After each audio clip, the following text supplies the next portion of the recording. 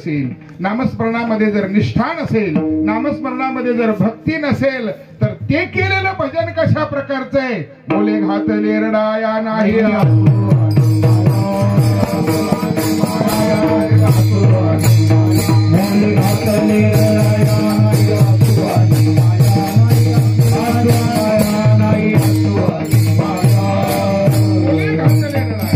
नाही आसू आणि माया, अशा प्रकारचं प्रेमरहित भजन. प्रेमरहित भजन जर असेल, अरे प्रेम नसलं तर संसार होत नाही. प्रेम नसेल तर साधा संसार होत नाही. प्रेम नसेल तर व्यवहार होत नाही. तर बिना प्रेमाचं भक्ती होईल का? बिना प्रेमाची भक्ती हो. प्रेमा बिन भजन प्रेमा बिन भजन नवीन मोती अर्थ बिन मोती वाचून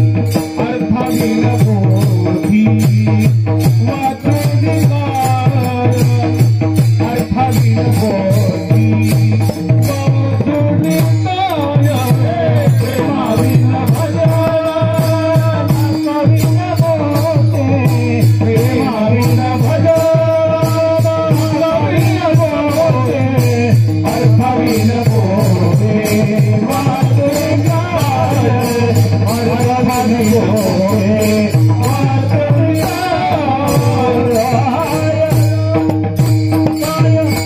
प्रेमा बिन भजन नाकावीन मोती अर्थावीन पोथी वाचोनी काय.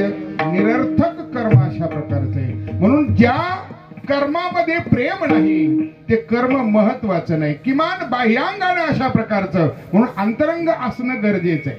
बाह्यांगापेक्षा अंतरंगाला विशेष महत्व दिलेले. म्हणून तुकाराम महाराज सांगितलं, माळ गळ्यात नाहीये नसू दे, पण हृदयामध्ये जीवांविषयी कळवळ आहे का? जीवाविषयी प्रेम आहे का? दया आहे का अंतःकरणामध्ये? हे धर्म जर असतील आणि कदाचित माळ नसेल, नसू द्या ना. मनाचा निर्मळ, वाचेचा रसाळ, त्याच्या गळा माळ. कोरोनामध्ये त्याच्या गळा माळ. माळ असो अथवा नसो, महत्वाची भूमिका ही आहे. महत्वाचे विचार याच्यामध्ये ही आहे का माणूस आतनं महत्वाचा आहे, बाहेरनं महत्वाचा नाहीये. बाहेरून माणूस महत्वाचा नाहीये. बाहेरून लक्षणाला महत्व दिलेलं नाहीये, तेवढं अंतरंगाला लक्षण दिलं, महत्व दिलेलं आहे. अंतरंग जे लक्षण आहेत ना, ही लक्षणं गरजेचं आहे. तुम्ही कुठे आहात, तुम्ही कसे आहात, तुम्ही काय करत आहात, याला अजिबात महत्व नाहीये. अजिबात परमार्थामध्ये महत्व नाही. महत्व असेल फक्त आणि फक्त त्या क्रियेला, ज्या क्रियेमध्ये प्रेम आहे, ज्या क्रियेमध्ये निष्ठा आहे, ज्या कर्मामध्ये भाव आहे, ज्या कर्मामध्ये भक्ती आहे. महाराज, ते कर्म साधं जरी असलं ना, ते भगवंताला प्राप्त होतं. विठ्ठल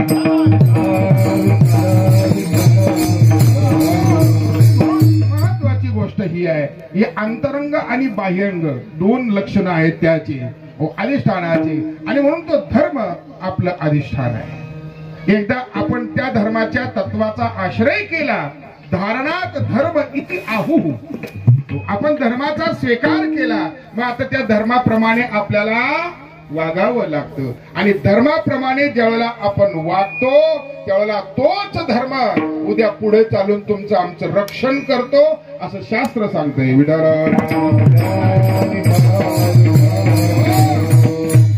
ऐका, वेदाचं वचन आहे, धर्मो रक्षती रक्षितः. धर्मो रक्षती रक्षित. जो धर्माचं रक्षण करतो, देव किंवा धर्म त्याचं रक्षण करतो. धर्म त्याचं रक्षण करतो. कोणाचं? जो धर्माचं रक्षण करतो. आता कोरोनाचा काळ आहे म्हणून गमतीनं थोडस वेगळं सांगतो. काही काही जिल्ह्यांमध्ये अशा प्रकारची परिस्थिती झाली, लोक कोरोनाची लसीच घेत नाही. सरकारनं काय केले? त्याचं राशन बंद, त्याचं पेट्रोल बंद, त्याला डिझेल नाही मिळत, त्याला पेट्रोल नाही मिळत, त्याचं राशन नाही मिळत. अजून ज्या काही सरकारी सुविधा आहेत, अगोदर हे कर मग ती हे घे. ही जशी परिस्थिती आहे, तसंच आपल्याकडे धर्माचं आपण धारण केलेले महाराज, धर्माच्या तत्वाला आपण सांभाळलं तर धर्मही आपल्याला सांभाळल्याशिवाय राहणार आहे. सरकार द्यायला तयार आहे, पण तुम्ही लस्त घ्या, लस्त घ्या. त्या लसीबद्दल काही वेगळं तिकडं बोलू नका, वेगळं वागळं काही बोलू नका, आडवं तिडवं काही बोलू नका. अगोदर सगळ्याला लस घेऊ द्या, सगळ्यांचा कोरोना जाऊ द्या, मग पुढे काय करू. तात्पर्य असं आहे की ही जसा क्रिया आहे तशाच प्रकारची आपण धर्माचं रक्षण करायचं आहे. धर्म आपलं रक्षण करणार आहे. विठाला त्या धर्माचं पालन करताना तुकाराम महाराज म्हणतात, धर्म कोणता महत्वाचा मुद्दा आहे. कोणता धर्म? तुमचा आमचा धर्म कोणता? आता याच्यामध्ये छोटे छोटे छोटे छोटे पुष्कळ असे प्रकारचे फाटे फुटलेले आहेत, फाटे फुटलेले आहेत. अहो ते सगळे जर सांगत बसले तर आपल्या धर्मामध्ये सगळं रात्री 10, 11, 12 वाजतील. धर्म शब्दाचा अर्थ असा आहे, जो धारण केला जातो तो धर्म आहे. जो धारण केला जातो तो धर्म आहे. ही धर्म छोटे छोटे धर्म आहे. आता आपण सामान्य खेड्यातल्या सामान्य अगदी जमिनीच्या पासून सुरुवात करूया. अशा अवस्थेत जर पाहिलं तर इथे आपण कोण कोण आहोत. एक लहान मुलगा आहे, आई आहे, बाप आहे, भाऊ आहे, भाऊबंद आहे, समाज आहे, गाव आहे, तालुका जिल्हा आहे, राज्य आहे, देश आहे, किंबहुना विश्व आहे. चला पुढे याच्यामध्ये वेगळे वेगळे धर्म अशा प्रकारचे आहेत. मुलाचा धर्म वेगळा, बापाचा धर्म वेगळा, आईचा धर्म वेगळा, पत्नीचा धर्म वेगळा, पतीचा धर्म वेगळा, गावाच्या रूपाने जर पाहिलं तर गावातल्या प्रमुख माणसाचा धर्म वेगळा. प्रत्येकाचा धर्म आहे, प्रत्येकाचा धर्म आहे महाराज. आणि ज्यांनी त्यांनी आपल्या आपल्या धर्माचं पालन केलं ना तर त्याला तिथेच फळ मिळतं. एक ओवी सांगू, बऱ्याची अशी गोड ओवी आहे, काहीही करायचं नाही. आमच्या माता माऊल्यांकरता ती ओवी आहे स्पेशल. तुम्हाला कुठे बाहेर जायची गरज नाही, कुणा देवी देवतांची उपासना करायची गरज नाही, तुम्हाला काही व्रतवैकल्य करायची गरज नाही, दान धर्म करायची गरज नाही. कोणी बाबा आला तर त्याला रुपड्या देऊ नका. एक काम करा, फक्त पतीची माता अनायासे आत्महिता बेटीची गा.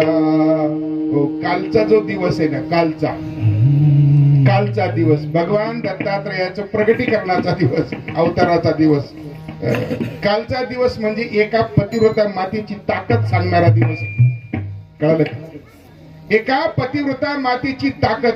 आणि मग त्या पतिव्रता मातेच्या पातिव्रत्यपणाला समाप्त करण्याकरता सामान्य तुम्ही आम्ही कोणी हनुमानवाडीचं, कोणी विठ्ठलवाडीचं, कोणी खंडोबावाडीचं, आपली काही ताकद आहे आपल्याला कोणी विचारतं.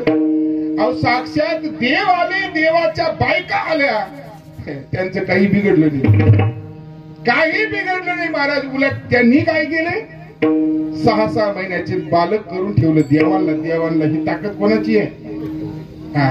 एकच गोष्ट महत्वाची, धर्म सांभाळला. काय धर्म आहे? मी पत्नी आहे, माझा धर्म आहे. मग काय पत्नीचा काय धर्म आहे? पतीची मता अनुसरोनी पतिव्रता अनायासे आत्महिता बेटीची गा. काय केवढी सत्ता आहे, केवढी सत्ता आहे. तुका म्हणे पतिव्रता तिची देवावरी सत्ता, तिची देवावरी सत्ता, तिची देवावरी सत्ता, पतिव्रता तिची देवावरी सत्ता, देवावरी सत्ता, देवावरी सत्ता. ही सत्ता आहे. अशा प्रकारची ताकद आहे त्याच्यामध्ये. तशीच बंधूची ताकद आहे, तशी बापलेकाची ताकद आहे, प्रत्येकाची स्वतंत्र अशा प्रकारची ताकद आहे महाराज. सगळे उदाहरणं पुराणामध्ये आहेत, आपण फक्त शोधत राहा. मी आपल्याला फक्त पत्ता सांगतोय. तात्पर्य असं आहे की हा धर्म आहे, प्रत्येकाने आपला धर्म टिकवलं पाहिजे. पती आहे ना, मग पतीचाही धर्म आहे, पतीचाही धर्म आहे, त्याचं कर्तव्य आहे महाराज. त्यांनी काय केलं पाहिजे? आपल्या परिवाराला घडवण्याकरता कष्ट केलेच पाहिजे. योग्य अशा प्रकारचं मार्गदर्शन घेतलं पाहिजे आणि दिलं पाहिजे. त्यांनी स्वतः घेतलं पाहिजे आणि दुसऱ्याला म्हणजे घरातल्याला सगळ्यांना दिलं पाहिजे. हे सगळं कर्तव्य आहे.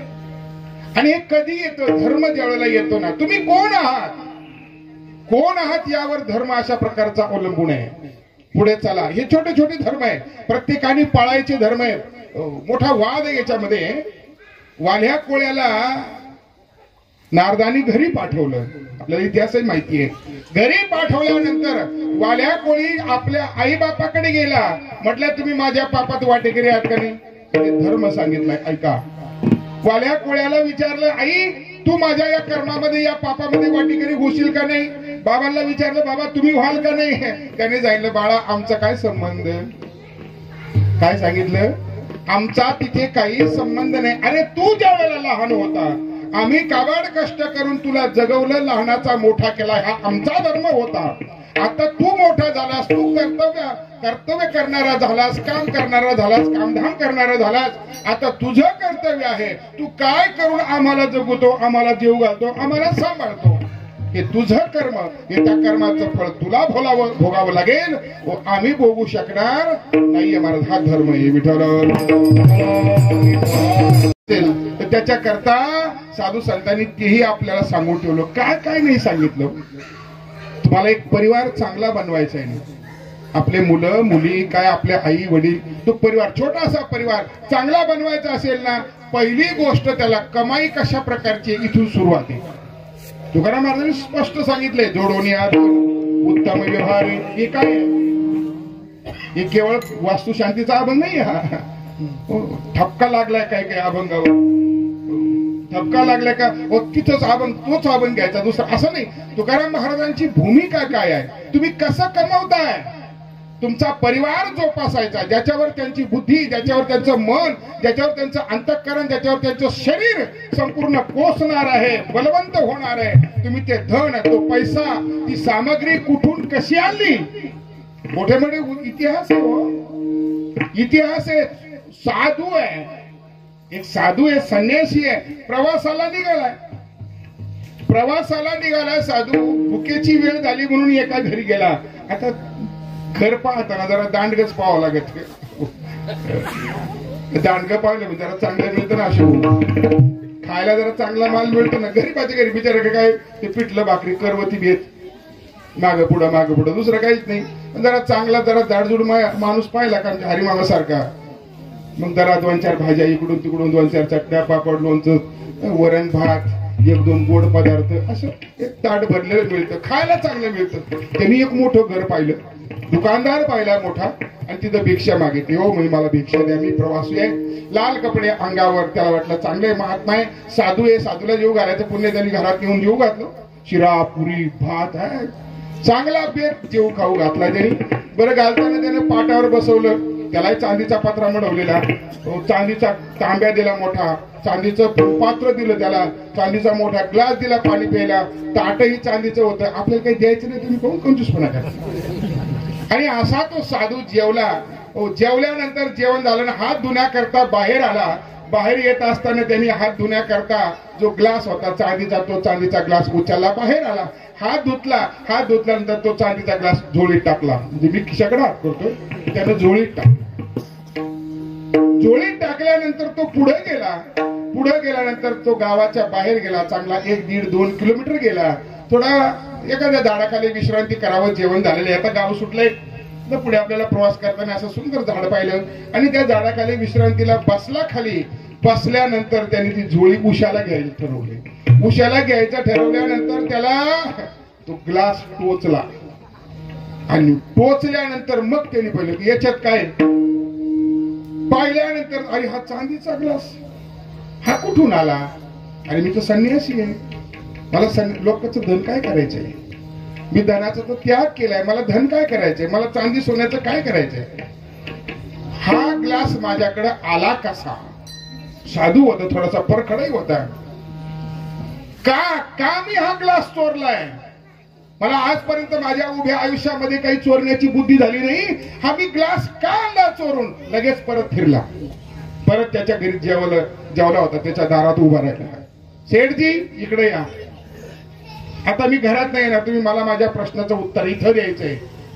म्हटले माझी ही बुद्धी, हा ग्लास तुमचा आहे? हो म्हटले आमच्या इथलाच आहे, तुम्हाला जेवायला पाणी प्यायला दिला होता. हा ग्लास मी माझ्या झोळीत का टाकला याचं उत्तर मला तुमच्याकडून हवंय. ऐका, याचं उत्तर मला तुमच्याकडून हवंय. मला ही बुद्धी का झाली?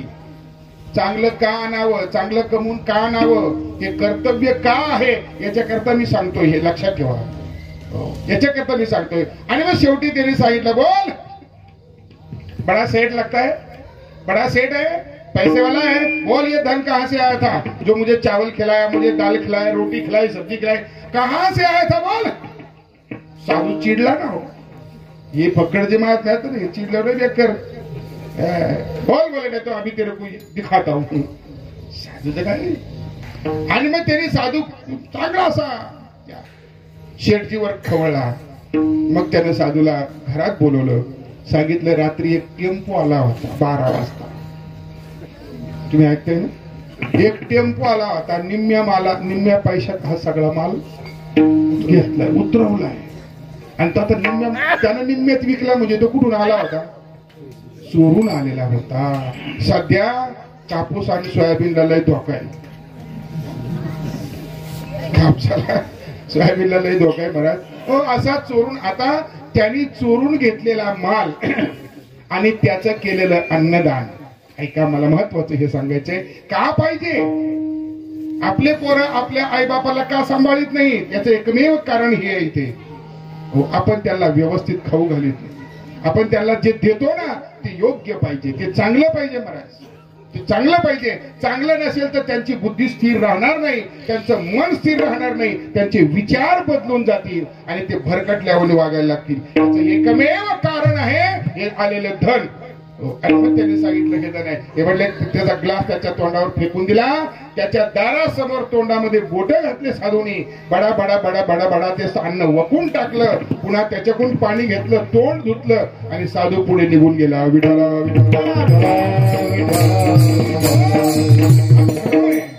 हा धर्म आहे महाराज. साधूचाही एक धर्म स्वतंत्र आहे. साधूचाही एक धर्म आहे, सामान्य माणसाचा धर्म आहे. तुकाराम महाराजांनी स्पष्ट सांगितलेलं आहे, भूत दया गायी पशुचे पालन तानेल्या जीवन वनामध्ये. आणि हे सगळं महाराजांच्या अभंगाप्रमाणे जर जीवन पाहिजे असेल ना तर फक्त खेड्यापाड्यानं. आपल्याकडे 2 नंबरचं काही येतच नाही हो. सगळं आपलं कष्टानंच आहे. दिवस मावळेपर्यंत काम करावं लागतं. आमच्या माता मावल्या घास कापायचे काम कर, तिकडून आलं की लगेच दूध पिळायचं, दूध डेअरीला नेऊन घालायचं. पाणी अजिबात कोणी घालायचं नाही, नाही तर पाण्याचा पैसा पाण्यातच जातो. बरोबर आहे की नाही. याचा अर्थ असा आहे, जे धन तुम्ही आम्ही कमवतो हे स्वच्छ असलं तर त्यापासून आपला अशा प्रकारचा धर्म होतो. तात्पर्य हे प्रत्येकाचा धर्म आहे. चला पुढे आणखी ब्राह्मण, क्षत्रिय, वैश्य, शूद्र हे सगळे धर्म आहे प्रत्येकाचे वेगळे. गुरुचा धर्म, शिष्याचा धर्म, साधूचा धर्म, समाजाचा धर्म, असे अनेक धर्म आहे. छोटे मोठे अनेक धर्म आहे. मानवतावादी पंथाचा धर्म, विचाराचा धर्म. आमचं तुम्हाला पटत नाही, तुमचं आम्हाला पटत नाही, आमचं तुमच्या नादी लागत नाही, असे पुष्कळ वाद आहेत जगामध्ये. हे धर्मचेच सगळे. त्यांनी तो धारण केलंय आणि म्हणून ते त्या रूपाने बोलतात महाराज. हे सगळे धर्म आहे. परंतु शास्त्र असं सांगतंय, खरी धर्माची व्याख्या जर कोणती असेल तर फक्त भगवान परमात्म्याचे व्यापकत्व सर्व प्राणी मात्रामध्ये आहे याचं दर्शन करणं आणि त्या रूपानं जीवाशी व्यवहार करणं हा सगळ्यात मोठा धर्म आहे. विठ्ठल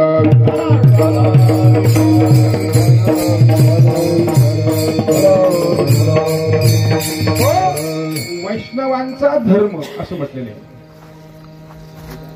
त्याच्या अगोदर काय, वैष्णवांचा धर्म.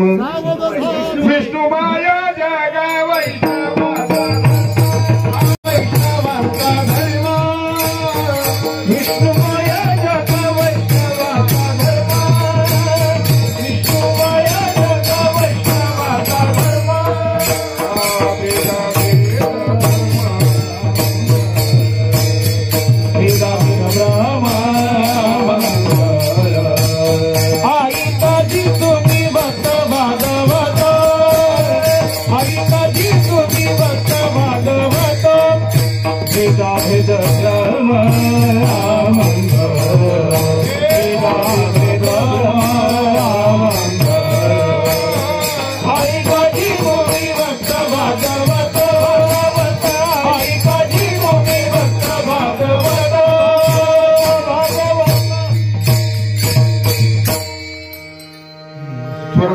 वैष्णवांचा धर्म, हा वैष्णवांचा धर्म आहे.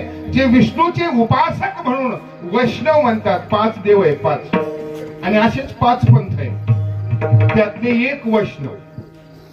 विष्णूची उपासना करतात त्यांना वैष्णव म्हणतात. शिवाची उपासना करतात त्यांना शैव म्हणतात. गणपतीची उपासना करतात त्यांना गणपत्य म्हणतात. 3 झाले, आता 2 राहिले. सूर्याची उपासना करतात त्याला सौर म्हणतात, आणि देवीची उपासना करतात त्याला शाक्त म्हणतात. शाक्त. देवीची उपासना करणारे शाक्त, त्यांचा धर्म वेगळा. विष्णूची उपासना करणारे त्यांचा धर्म वेगळा. शिवाची उपासना करणारे त्यांचा धर्म वेगळा. विष्णूची उपासना करणाऱ्यांचा धर्म आपण पाहतोय. आपण वारकरी आहोत, विष्णूचे उपासक आहोत.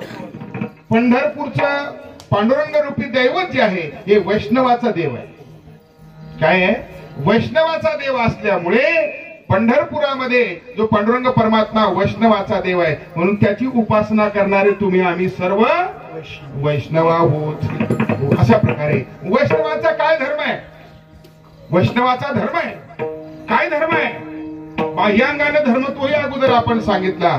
अंतरंगाचा धर्म काय आहे? तर अंतरंगामध्ये दया पाहिजे. भूतांची दया ही भांडवल संधा, आपुली ममता नाही. प्राणी मात्राबद्दल प्रेम आहे, हा सगळ्यात मोठा धर्म आहे महाराज. विठ्ठल विठ्ठल. असा जो धर्म आहे, आणि सगळ्यात व्यापकत्वानं शेवटचा एक धर्म आहे जगात, विश्वात. कदाचित आपण आपल्या भारत देशाच्या बाजूचे देश जर पाहिले किंवा आणखी जगातले देश पाहिले तर प्रत्येकाच्या ठिकाणी वेगळा वेगळा धर्म आहे. कोणाचा कोणता, कोणाचा कोणता, कोणाचा हिंदू, कोणाचा मुस्लिम, कोणाचा ख्रिश्चन, आदी आदी धर्म आहेत जगामध्ये. अनेक धर्म आहे, प्रत्येक धर्म. पण सगळ्यांमध्ये एक धर्म आहे, त्याचं नाव आहे मानवता धर्म. सगळ्यात मोठा शेवटचा धर्म सांगतो आता, मानवता धर्म. मानव म्हणून जो धर्म आहे, म्हणजे आपल्या इथला तरी माणूसच, चीनचा तरी बोलाय तो चपट्या नाकाचा असे ना, पण चीनचा तरी माणूसच, अमेरिकेचा तरी माणूस. आपल्या इथले थोडे काळे आणि तिथले थोडे गोरे, पण माणूसच. साऊथ आफ्रिकेचा आपल्या इथला माणूस, अमेरिकेतला माणूस जास्त गोरा आहे, साऊथ आफ्रिकेचा माणूस काळा आहे. याचा अर्थ वेस्ट इंडिजचा माणूस त्याच्यापेक्षा काळा आहे. याचा अर्थ तो माणूसच आहे. काळा जरी असला तरी माणूस आहे, गोरा जरी असला तरी माणूस आहे. जरा इथला माणूस तसाच कुठलाही माणूस आहे. विश्वामध्ये मानवता हा सगळ्यात मोठा धर्म आहे, आणि काही महात्म्यांनी मानवता धर्मालाच विशेष प्राधान्य दिले. आता हे धर्म अधिष्ठान आहे. मला मूळ मुद्दा आपला हा आहे का धर्म हे तुमचं आमचं जीवन जगण्याचं अधिष्ठान आहे, आणि ते धर्माचं अधिष्ठान जगत असताना, त्या अधिष्ठानावर धर्म स्वीकारल्यानंतर त्या धर्माच्या आश्रयाने जगत असताना नाना प्रकारची संकट येतात. नाना प्रकारची संकट येतात. तुकाराम महाराजांच्या काळापासून आजपर्यंत, ज्ञानोबरायाच्या काळामध्ये, नामदेव महाराजांच्या काळामध्ये खूप संकट आले. त्यांच्या जीवन चरित्रामध्ये असे प्रसंग आहे का खूप मोठे मोठे संकट आले महाराज, खूप मोठे मोठे संकट आले. पण या संकटामध्ये त्यांना उत्तर देणं हेही महत्वाचं आहे, आणि आपला धर्म जोपासणं हेही महत्वाचं आहे. संकट आपल्यावर आल्यानंतर आपला धर्म सोडू नये. कितीही संकट आलं, अर्जुनाला हाच तर गीतेचा उपदेश आहे. अरे येऊ दे ना, येऊ दे किती संकट. तुला जरी वाटत असलं संकरो नरका येव कुलज्ञानाम कुलशच पदांती पितरो येशाम लुप्तपिंडो दक्रिया दोषे रेते कुलज्ञानाम, हे अर्जुनाचं मत आहे सगळं. असं जरी असलं तरी अर्जुना तुला हे युद्ध टाकता येणार नाही. तुला युद्ध केलं पाहिजे, हा तुझा धर्म आहे, क्षत्रियाचा धर्म. क्षात्र स्वभाव तुझा झुंजवेल तू ते, माऊली ज्ञानोबराय म्हणतात. हा तुझा क्षात्र धर्म आहे, तू क्षत्रिय आहे. तुला तिथे लढल्याशिवाय नाही. सोप्या भाषेत सांगू का? सोप्या भाषेत सांगतो. जुने म्हातारे, जुन्या काळात पहिलवानकी करणारे 10-5 जण त्या गावात यात्रेच्या निमित्तानं कुस्त्या ठेवल्या. आता कुस्त्या कोणी करीतच नाही, त्याच्यामुळं फड अशा प्रकारचा गावगावचे पहिलवान आले. हलके वाजायला लागले. हलकेवाला मध्ये फिरायचा, पहिलवानाचा हात देऊन धरायचा. असा जाड एखादा पहिलवान, इथे कोणी सांगण्यासारखं नाहीये तितकं. बरं महेश भाऊ सारखा आमचा जाडजोड असा पैलवान, साज एक हातमध्ये त्या पंचाने धरायचा. आहे का कोणी जोड? आहे का कोणी जोड? 5000 रुपये आहे का कोणी जोड? कुस्ती लावायची. एक आला बिचारा उठला, एक गंमत अशी दोघांची कुस्ती लागली. एक त्यांची ती एकमेकाचे डाव टाकायचं काम चालू, पलटी द्यायचं काम चालू. पण गंमत अशी, जो दुसरा होता जोडीदार त्याला मात्र हा पहिला जो होता थोडा जाड असल्यामुळं त्याचा डावात सापडला, पण त्याला उचला ना तो. आता त्याला उचलत, तो ताकद लावायचा पण त्याला काही उचलत नव्हता. हे जे म्हातारे होते ना बसलेले, बरं हे पुढे बसत नाही. बैलगाड्या, गाडा बैल आहे ना, शर्यतीची गाडा बैल, ही म्हातारे ज्या म्हाताऱ्याने आयुष्यभर गाड्या हाकले ना, ते माग कधीच बसत नाहीत रेसमध्ये, पुढेच बसतात. अहो अशा म्हाताऱ्यांच्या भाऊ गाड्या अंगाहून गाड्या गेल्या तर म्हटलं गेली तर चालेल, पण आपल्याला पुढे बसल्याशिवाय काही जमत नाही, आपल्या अंगातच येत. तात्पर्य असं आहे, ते तो छंद असतो तो जनावराचा, याचा जनावर पाळण्याचा. तात्पर्य असं आहे, ते असे म्हातारे बसले होते, त्या दोघं तिघ जण जवळजवळ पहिलवानच बसले होते. आता एक तो त्याला उचले ना, शेवटी त्यांनी काय केलं, तो असं ताकद लावायचा प्रयत्न करायचा, खालून त्याला पलटी द्यायचा. तो बरोबर पडणार होता वरचा माणूस, तो जाड असल्यामुळं उचलत नव्हता. हा इथंच बसला होता, त्याला असं करायचा, लाव ताकद. आता ताकद राहिली नाही, पण ताकद लावल्याशिवाय तो राहत नाही. विठाला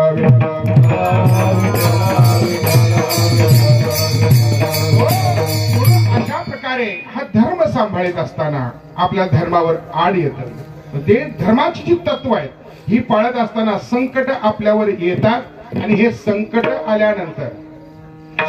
आल्यानंतर संकटाशी तोंड देणं ही गरजेचं आहे. विठाला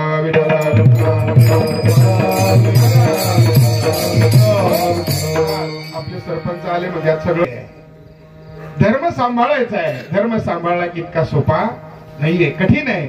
धर्म सांभाळत असताना त्या तत्वाशी आपल्याला भांडावं लागतं, त्याच्यावर आघातही येतात, आणि आघात आले का मग तो अंतःकरणातला धर्म जागृत झाला पाहिजे. धर्म जागृत होतो आणि धर्माप्रमाणे आपल्याला कर्म करावे लागतात. तो धर्म सांभाळण्याकरता महाराज म्हणतात संतांचाच अवतार आहे. धर्म पहिला संत सांभाळतात आणि आम्हाला ते सांभाळून दाखवतात कशा प्रकारे धर्माचं पालन केलं पाहिजे. आणि हे करत असताना जर कोणी त्या धर्मावर आघात आणला तर त्यावेळेला ते आडवे होतात आणि त्याला सडेतोड उत्तर देतात. अभंगाच्या पहिल्या तरात धर्माचे पालन, धर्माचे पालन, धर्माचे पालन, धर्माचे पालन,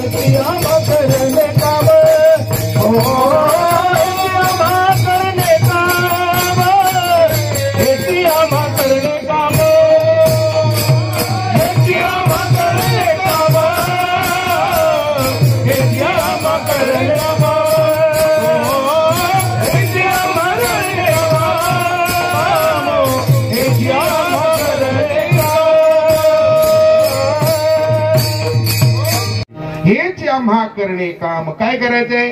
बीज वाढवावे नाम. भगवंताचं नाम हे जे बीज रूपान आहे ते नाम वाढलं पाहिजे. हो, हे करण्याकरता भगवान परमात्म्याचा नामाचा प्रचार प्रसार करण्याकरताच संतांचा अवतार असतो.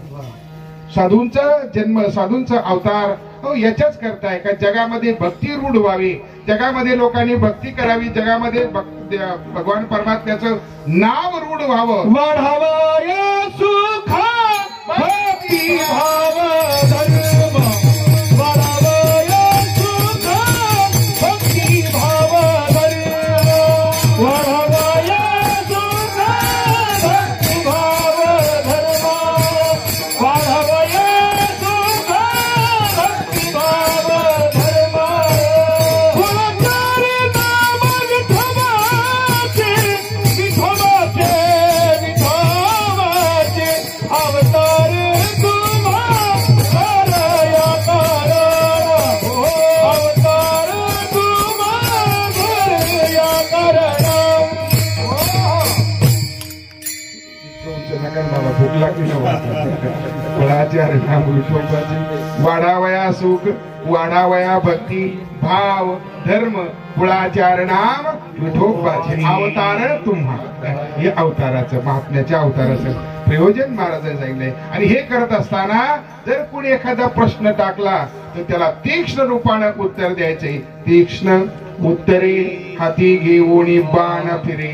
तीक्ष्ण उत्तर म्हणजे परखड उत्तर, स्पष्ट उत्तर. उत्तर देत असताना किंवा जो शास्त्राचा निरोप आहे हे सांगत असताना जसा पोस्टमन लाजत नाही, तुकाराम महाराजांनी सांगितलं पोस्टमन जसा लाजत नाही. तुमचं काय मनी ऑर्डर आहे ना, तुमची मनी ऑर्डर संतोष महाराज तुम्हाला दिली. यांचं काय अमकं आहे ना, यांची एखादी काही ऑर्डर असेल ती त्यांना दिली. एखाद्याचं तार असेल ती तार त्यांना दिली. तो घाबरत येतो, आपल्याला काय करायचं, ज्याचं जे असेल ते देणं आपलं काम आहे. तसं उत्तर देत असताना परखडता ही माणसाकडे पाहिजे. कशाप्रमाणे तुकाराम महाराज म्हणतात, निरोप सांगता न धरी पाय न करी चिंता, असो ज्याचे त्याचे माथा आपण करावी ते कथा. विठाला तीक्ष्ण उत्तरे हाती घेऊन फार बाण फिरे. आणि हे करत असताना महाराज म्हणतात, बस कोणी लहान असेल कोणी मोठा असेल, मोठाही जरी असला तरी उत्तर देत असताना उत्तर कधी आपण चुकीचं द्यायचं नाही. मोठ्या माणसापुढे कसं म्हणावं, कसं म्हणावं, कसं बोलावं. जे उत्तर स्पष्ट आहे ते स्पष्ट आहे. ते काही जरी झालं, एक नाव सांगतो फक्त. कुंभकर्णाच्या हातामध्ये गंधमादन नावाचं माकड आलं. कथा मोठी, आपल्याला कथा नाही पाहिजे हो, पण जी निष्ठा, जी सत्यता आहे वचनाची, ती सत्यता इतकी पक्की होती. त्याने असं दाबलं तर म्हटलं तुला सोडून देतो, म्हण रावणाचा. म्हटलं मरेल पण रामाचा म्हणूनच मरेल, नाही रावणाचा म्हणणार. त्यांनी परत दाबलं, रक्ताची चिळखंडी तोंडातून आली. तो म्हटलं आता म्हण, तो म्हटलं नाही म्हणणार. परत दाबलं, परत म्हटलं आता म्हण, तो म्हटलं नाही म्हणणार. रावणाचा म्हणून जगण्यापेक्षा रामाचा म्हणून मेले ना बरा. याला म्हणतात भीड बांधणे. कोणी कसंही असलं तरी या भीड भाड धरायची काही गरज नाही. नाही भीड भाड, नाही भीड भाड, नाही भीड भाड हो, नाही भीड भाड, नाही भीड भाड, नाही भीड भाड, नाही भीड भाड, नाही भीड भाड, नाही भीड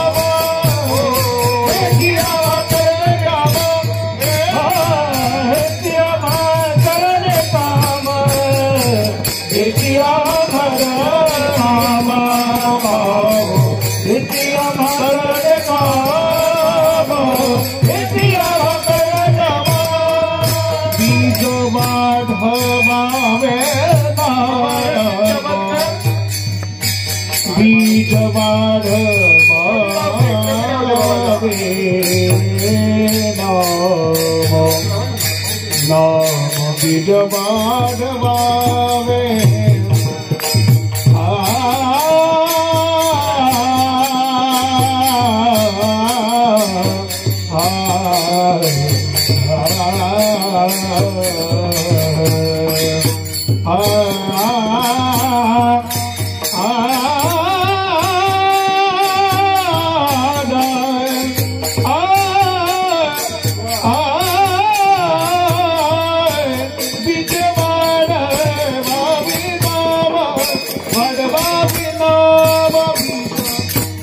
वाढवावे नाम नाम नाम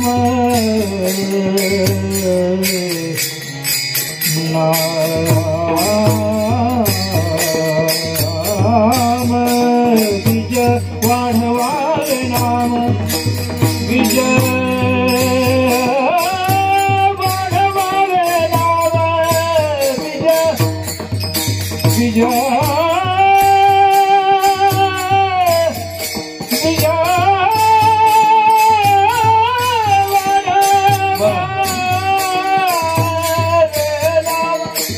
बीज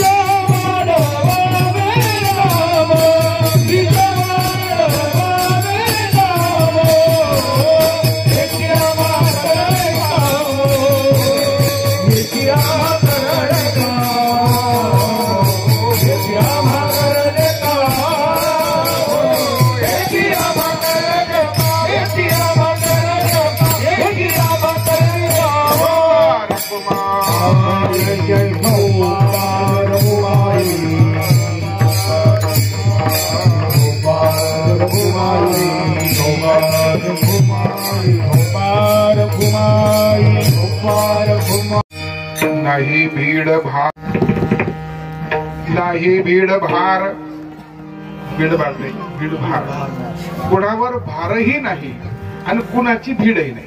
मोठी आहेत ठीक आहे पण उत्तर देत असताना कुठल्याही प्रकारच्या गोष्टीचा विचार केला जात नाही आणि म्हणून भीडही नाही आणि भारही कोणावर अशा प्रकारचा नाहीये.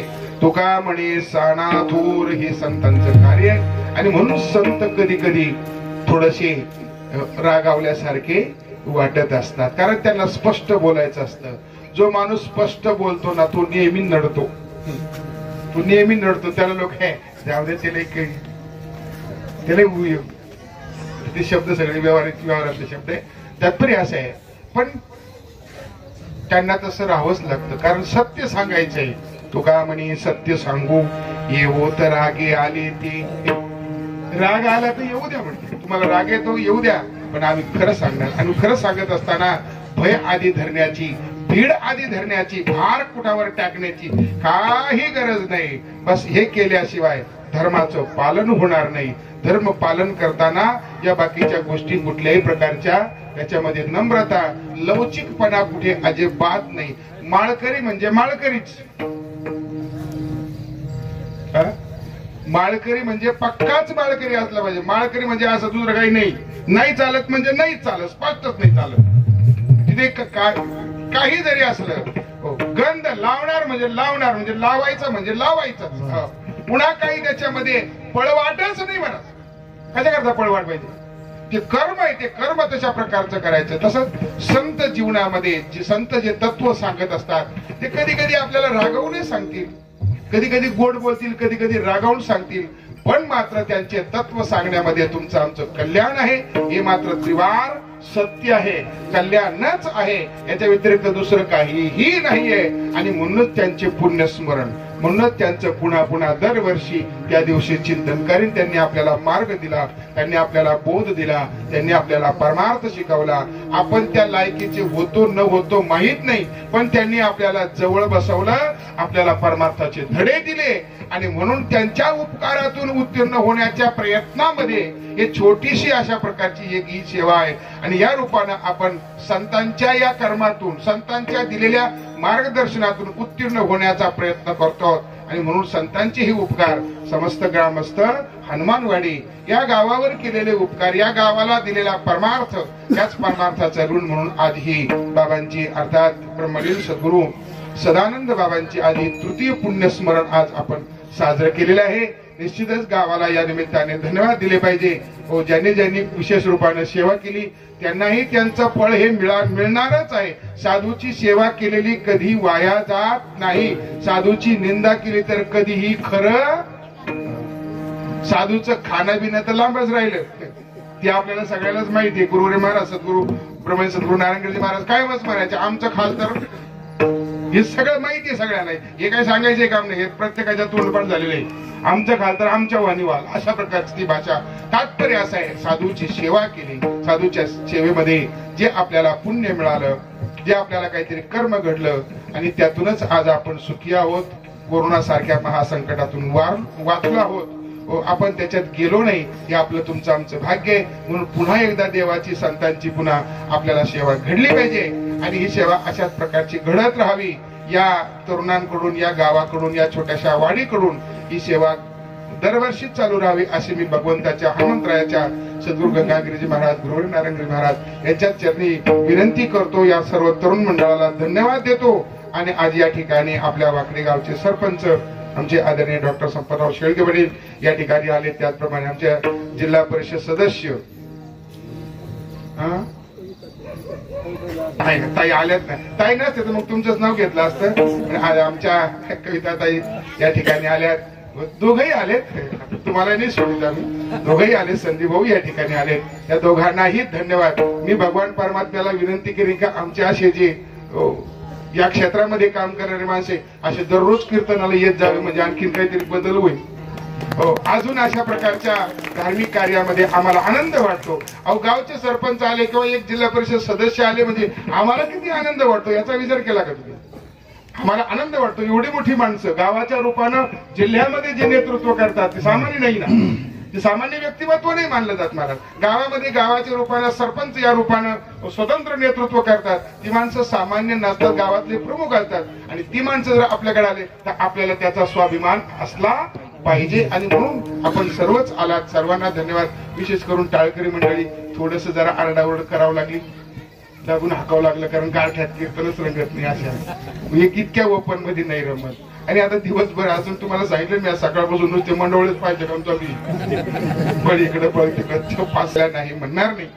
कशी का विना वेडे वाकुळे गाईन बरे तुझाच म्हणवीन अशा प्रकारची ही अवस्था. आणि म्हणून बाबांची सेवा, सदानंद बाबांची सेवा, ही तृतीय वर्षाची सेवा, तृतीय पुण्यस्मरणाची सेवा बाबांच्या चरणी समर्पित करून आपल्या सर्वांना धन्यवाद देतो. महाराज मंडळाला धन्यवाद देतो. थांबतो. ज्ञानेश्वर माऊली